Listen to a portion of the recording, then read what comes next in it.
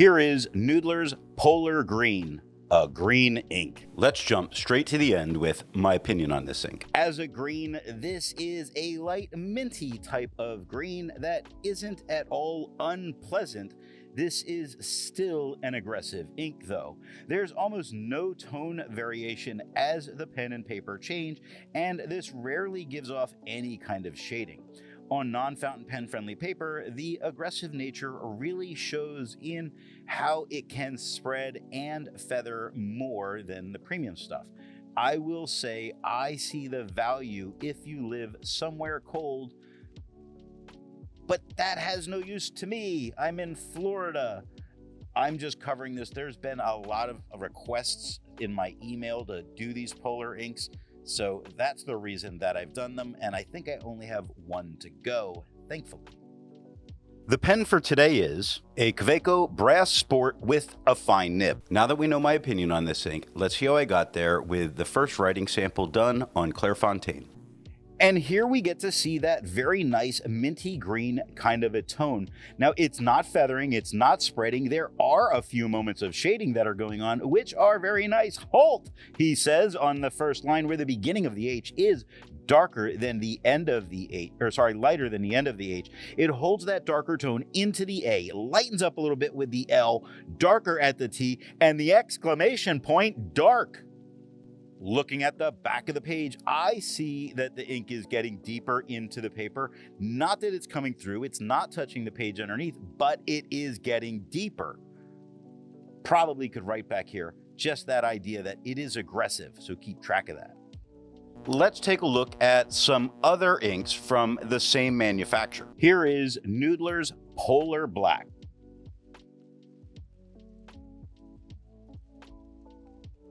Here is Noodler's Polar Purple.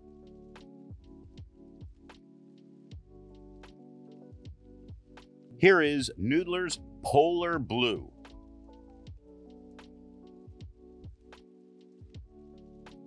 Here is Noodler's Polar Brown.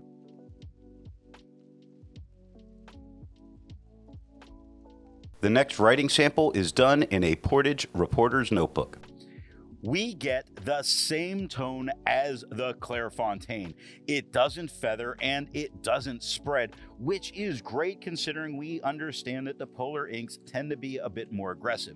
But this paper seems to be handling it really well. I wish they would make larger notebooks of this paper, of exactly the same paper. Not the same company, the exact same paper.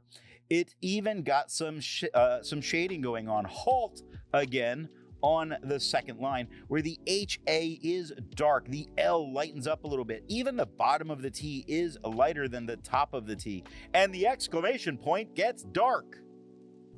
Looking at the back of the page, I don't think you're gonna have any trouble taking notes back here. It didn't bleed through to the other side. It's really showing a great performance. There's a lot to learn by doing multiple chromatographies. The one on the left is immediately put into water for 10 to 15 seconds. The one on the right, marked with a D, is let dry for 10 minutes before putting into water. The next writing sample is done on a national brand Steno notebook.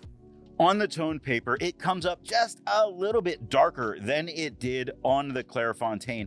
Perhaps this is a slightly translucent ink and it's having an effect from the paper. Now it does feather some and it does spread some. You really do see it, and I'm saying some so that I can be generous to what I'm seeing. I mean, take a look at lightning with its little lightning bolts of feathering coming out. Let's call it lightning from now on. That'll make it just sound like it's a dynamic, great thing to happen. It's not all over the place, but it certainly is there. The spread is minimal, really not noticeable without them being directly side by side. Shading does occur, but I dread the idea that the shading that happens in dread might mean that it bleeds through. Looking at the back of the page, between the wiggling fingers, you see this is a very aggressive ink, getting deep into the paper, really giving almost a full ghosting all the way through. Hold it up to a mirror and be able to read it like a secret code kind of ghosting. It did not bleed through to the page underneath, so it at least has that going for it. Resistance tests are done to see how this ink can be expected to perform on the page, and more importantly, how hard it may be to clean from your pen. The smear is allowed to dry for 3 days before testing it. The highlighter is on the top left, pen flush is on the top right, 1/3 bleach solution is on the bottom left, and water is on the bottom right. The next writing sample is done in a Rhodia notebook. It stands out on the quad rule without any kind of problem whatsoever. Even with the tone that it's got, I think it's doing a great job and it looks very nice. Very, that minty, refreshing tone. I really get that here. No feather, no spread, some light shading, just like we had on the Clairfontaine. And in the case of when, people use the quad rule, and I always think of the lab notebooks, which are coming next, I think the permanence that you tend to get with this ink is an added bonus. Looking at the back of the page, what a great combination, because it doesn't bleed, doesn't ghost, doesn't have any problems. You can continue your notes back here. With over 1,000 inks reviewed, let's take a look at some color comparables. Here is Noodler's Forest Green.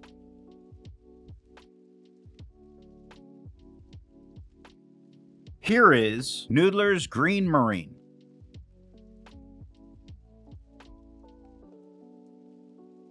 Here is Noodler's Grün Cactus Eel.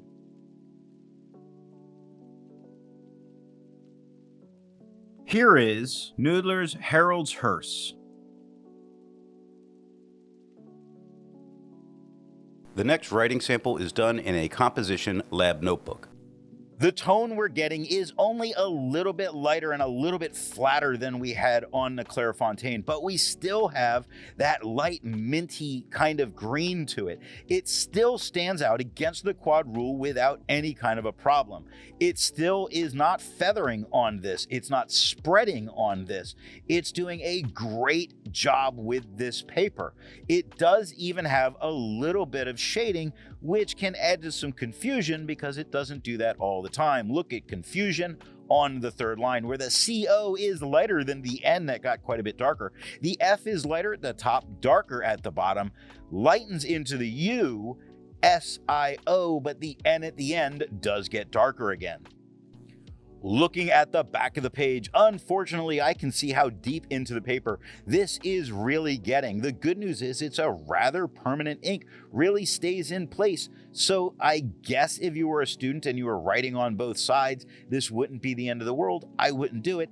It did not bleed through to touch the page underneath.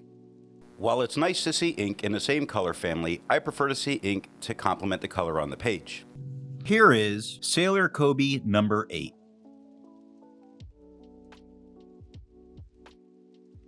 Here is Noodler's Violet.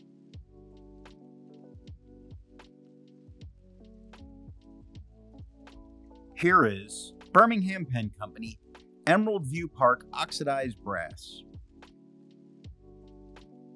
Here is Delta Red.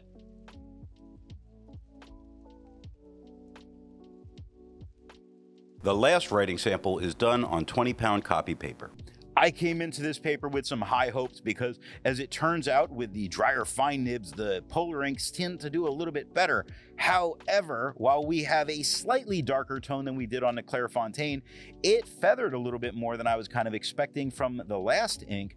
It spread a little bit. Now, the feather and the spread that do occur are not really a problem. They're not what's going to stop you from using this ink on the paper. They are well within the manageable range. It even does shade a little bit when you take a look at dwarves on the first line, where the D is lighter than the W. It lightens up a little bit into that A, darkens again for the RVES at the end. Looking at the back of the page, between the wiggling fingers, we can see that this is quite deep into the paper, but not as deep as we frequently see with this paper. So it's doing very well. It doesn't touch the page underneath, but it does still have a bunch of ghosting. So what nib and pen do I think are going to give the best writing experience with this ink? The Kaweco Brass Sport has a dry writing fine nib, and the tone is fairly consistent as the paper changes, and it shades almost not at all. There's just not at all. There's just a little bit that does occur. Now, off camera, I tried this in a wet broad because why not? And the aggressive problems are amplified big time. So for me, this is a dry fine, even a dry medium, to help keep the aggressiveness under control, but then you get a fairly decent green.